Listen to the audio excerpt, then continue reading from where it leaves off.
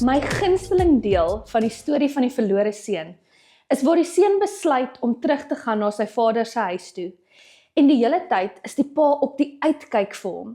En wanneer hy sien dat sy seun naderkom, hardloop die pa om hom te ontmoet.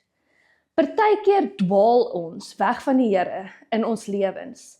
En is dit nie wonderlik om te weet dat God op die uitkyk is vir jou om terug te draai en in sy rigting te beweeg? En wanneer jy dit doen, dan hardloop hy om jou te ontmoet waar jy is. Kom ons maak seker dat ons besig is om nader aan die Vader te beweeg en nie verder nie. Wees geseën.